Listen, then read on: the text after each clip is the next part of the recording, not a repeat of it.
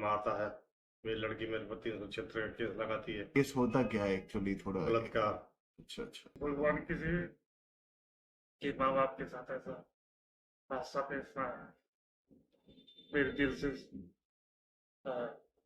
और मैं अगर कोई मेरा केस लड़ता तो सबसे पहले मैं हॉस्पिटल में अपनी बॉडी डोनेट करूंगा ताकि मैं मरने के बाद भी जिंदा रहूं। मैं Puran Singh son of Shri Lal Ram A 216 J colony खान का रहने वाला हूँ। मेरा अभी स्थायी पता कृष्णा प्रेम रतन वृद्धाश्रम में है। मेरे को यहाँ पे 3.5 महीने हो चुके हैं। मेरी दुविधा ये है कि मेरे को फैमिली ने एक्सपेक्ट नहीं किया। मेरा बड़ा लड़का मुझे मारता है, मेरी लड़की मेरे पर 376 का केस लगाती है। केस होता क्या है एक्चुअली थोड़ा? बलात्कार। अच्छा अच्छा। और मैंने विदेश में जब सन 2005 में लीबिया गया 19 मई को, तो मैंने वहाँ से पैसा कमा के घर वालों के पास भेजा। वहाँ से मेरे को चांस मिल रहा था इटली यूरोप जाने का, क्योंकि मैं इंडिया से तो 10-12 लाख रुपया नहीं था जो मैं यूरोप देखता। मुझे वहाँ से हजार डॉलर में चांस मिल रहा था। मैं वहाँ उठाया, बहुत खतरनाक डोंकी थी। हम 190 आदमी थे जो इटली के लिए नहीं निकले। और बोट अगर फट जाती है, कुछ हो जाती, तो मैं तो मर गया था वहीं, मेरी ज़िंदगी ख़त्म थी। उसके बाद मैं इटली पहुंचा और फोलियो वीज़ा दे दिया। देने के बाद 8 कंट्री गया। मेरे को मना कर दिया कि इनमें नहीं जाना, मेरा फिंगरप्रिंट वगैरह हो गया। मेरे पास पासपोर्ट वगैरह नहीं था, अगर मेरे पास उस टाइम पासपोर्ट होता तो मेरे को शायद डिपोर्ट भी कर देता है। फिर मैं फ्रांस गया, फ्रांस में कोशिश करी। जर्मनी गया, जर्मनी में कोशिश करी। इटली में रहा, उसमें कोशिश करी। इटली में मैं तकरीबन 3 साल रहा। तो वहाँ खेती बाड़ी का काम करके मैंने घर वालों को पैसे भेजे। फिर उसके बाद मैं बेल्जियम पहुंचा। रोड पे कम से कम मैं 9 महीने रहा हूँ।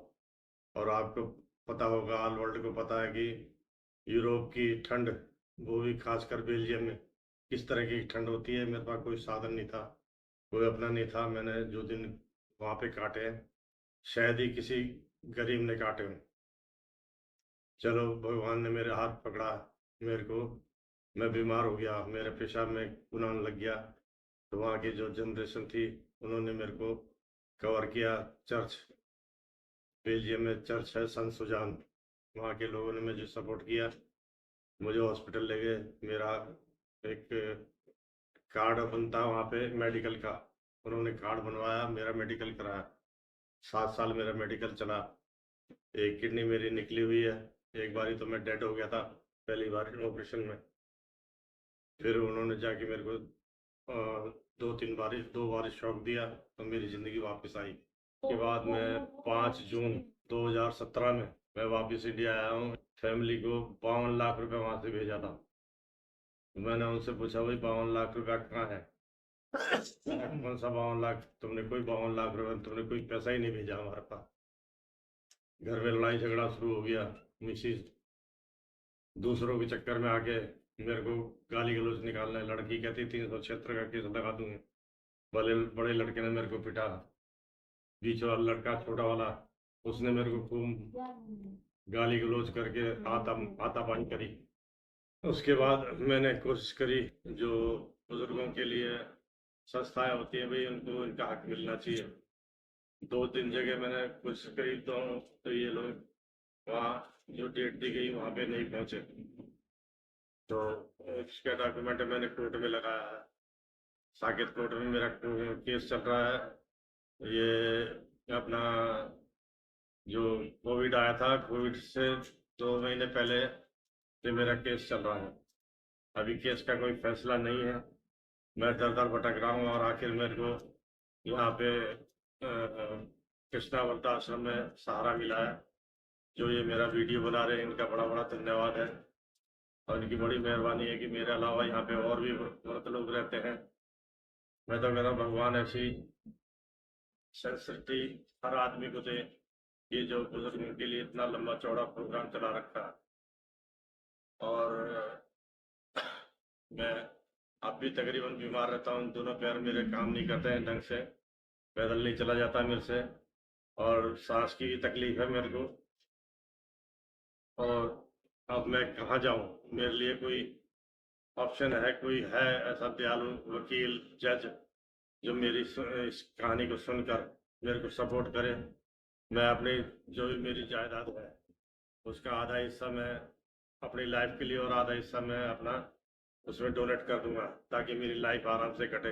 वकील वगैरह कोई मुझे मिले जो मेरे केस को सही तरीके से सॉल्व करके मुझे इस काबिल बना दे कि मैं ये आश्रम का भी कुछ भला कर सकूं, और अपनी लाइफ का भी, और आने वाले टाइम में जो भी सज्जनों की मेरे से सेवा हो सके मैं कर सकूं।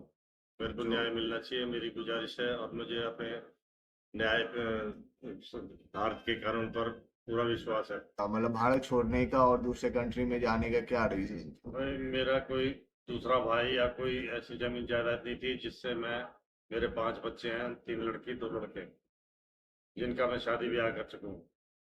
सिर्फ मैं जो काम करता था उसमें सिर्फ खाना पीना ही चलता था, पहनना ओढ़ना, और बाकी और कुछ नहीं। इसलिए मैंने अपने एक दोस्त मिश्र लाल वर्मा की वजह से सपोर्ट लेके मैं लीबिया गया था। अच्छा अच्छा अच्छा। लेकिन मुझे ये नहीं पता था कि मैं वहाँ पे इतने साल फंस जाऊंगा, पीछे से मेरी फैमिली बेकार हो जाएगी, बिल्कुल बेकार हो जाएगी। 66 साल हो गए, तो कैसा रहा आपका लाइफ का जर्नी, कैसा रहा? सारा कुछ क्या, अगर लाइफ में 2 रोटी जैसे मैं आश्रम में खा रहा हूँ, ये रोटी अगर तो मिलती वहीं प्यार से मिलती रहती, तो मुझे क्या जरूरत थी बाहर, घर से बाहर निकलने की? लड़के बच्चों का भेव, जैसे लड़कियां मेरे को बोलती है कि तेरे बच्चे 376 का केस लगा दूंगी कोर्ट में, इस बात को मैंने रखा हुआ और कोर्ट में लिख लिया इस चीज का। और बड़े लड़के ने मेरे को मारा पीटा, बड़े छोटे वाले ने भी। और लड़की पूरी तरह इस तरह से बात करती है जैसे शायद किसी ने बेटी ने अपने बाप को बोला हो। कोर्ट में ऐसा सजेस्ट, तो क्या केस था वो, कोर्ट वाला क्या था सीन? कोर्ट वाला केस तो मेरा यही था कि मेरा मकान मुझे मिल जाए। आपने केस किया था बच्चों पे? हाँ, मैंने केस किया, फिर उन्होंने झूठा केस डाला था, इसी एज में मेरे के ऊपर डाला कि मेरे को मारता पीटता है और मेरे से दहेज मांगता है। अच्छा अच्छा। आपकी वाइफ ने जी डोमेस्टिक वायलेंस का केस डाला आप? जी। लेकिन वो अभी केस, फैमिली कहाँ रहते हैं आपके? हाँ, वो उसी मकान में रहते हैं, लोकेशन दिल्ली में ही रहते हैं? दिल्ली में। अच्छा, अच्छा। तो आप बेसिकली दिल्ली से हो? जी। आपको ये आश्रम का पता कैसे मिला?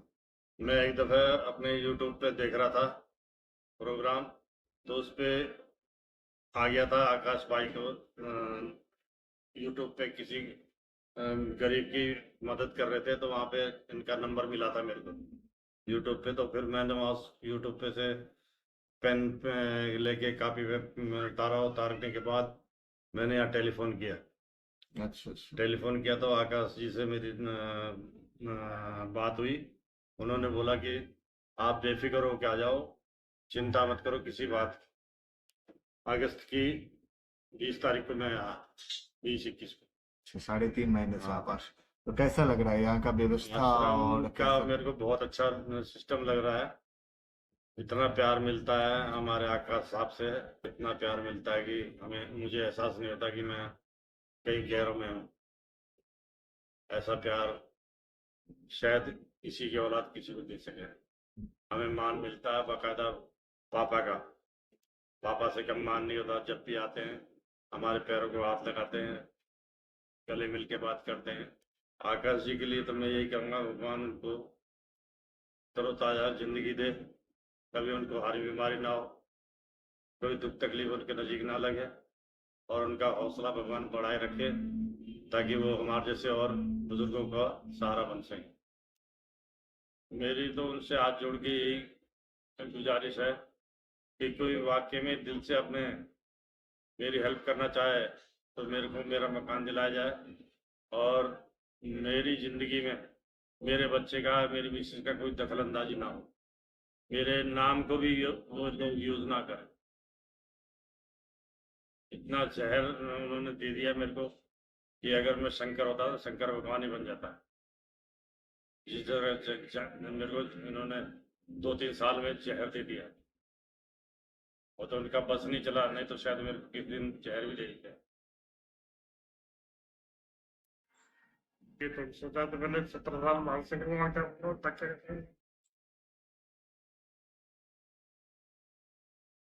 बिल्कुल आप टेंशन में लीजिए अंकल जी। लोग देख रहे हैं आपको, बहुत सारे लोग हैं फैमिली मेंबर, आप बिल्कुल रोइए मत। भगवान किसी के माँ बाप के साथ ऐसा हादसा पेश ना आए, मेरे दिल से। हाँ, और मैं अगर कोई मेरा केस लड़ता तो सबसे पहले मैं हॉस्पिटल में अपनी बॉडी डोनेट करूंगा, ताकि मैं मरने के बाद भी जिंदा रहूं। मेरे स्पेयर पार्ट किसी को भी दी जाए, मेरी दिली तमन्ना है। जो भी लोग देख रहे हैं वो प्लीज अंकल का जितना हो सके उतना वीडियो आप लोग देखें, चीजों को समझे और शेयर करें जितना, ताकि अंकल का हेल्प हो पाए।